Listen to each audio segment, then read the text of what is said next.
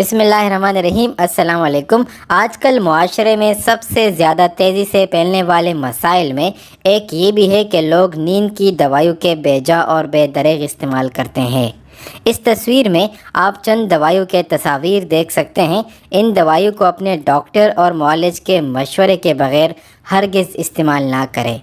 مرد حضرات اپنے معاش اور گھریلو پریشر سے تنگ آ کر نیند کی دوائیوں کا استعمال کرنا شروع کرتے ہیں، اور یا پھر چند خواتین بچوں کے نہ ہونے کی وجہ سے ڈپریشن اور انزائٹی میں چلے جاتے ہیں، جس کی وجہ سے وہ اس دوائیوں کا استعمال کرنے لگتے ہیں اور اس کو استعمال کیے بغیر نہیں رہ سکتے ہیں۔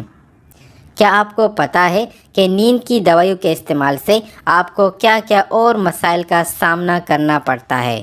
نمبر 1، نیند کی دوائی استعمال کرنے سے کوئی بھی انسان اس کا عادی ہو جاتا ہے اور اس کو ایک عادت سمجھ کر کھانی پڑتی ہے۔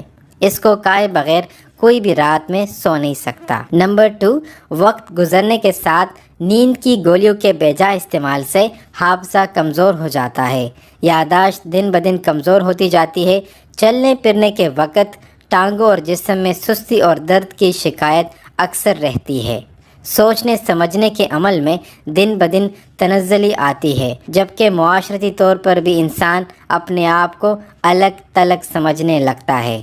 نمبر 3، نیند کی گولیوں کا ایک سب سے بڑا مسئلہ یہ ہوتا ہے کہ آپ اس کو یکدم چھوڑ بھی نہیں سکتے، کیونکہ جس دن آپ نے نیند کی گولی نہیں کھائی اس دن آپ صحیح طور پر رات میں سو نہیں پائیں گے، اور رات میں نیند پوری نہ ہونے کی وجہ سے پورے دن میں آپ کی دلچسپی کام پہ نہیں ہوگی، اور اگر آپ اسٹوڈنٹ ہیں تو آپ اچھی طور پر پڑھائی بھی نہیں کر سکیں گے۔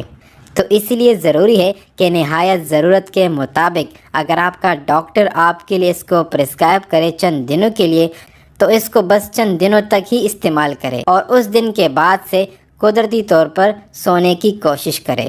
امید ہے کہ ویڈیو آپ کو پسند آئے ہوگی۔ اپنے آپ کا بہت ہی خیال رکھیے۔ ملتے ہیں ایک نیکسٹ ویڈیو میں، تب تک اپنا خیال رکھیے۔ تھینک یو سو مچ۔ اللہ حافظ۔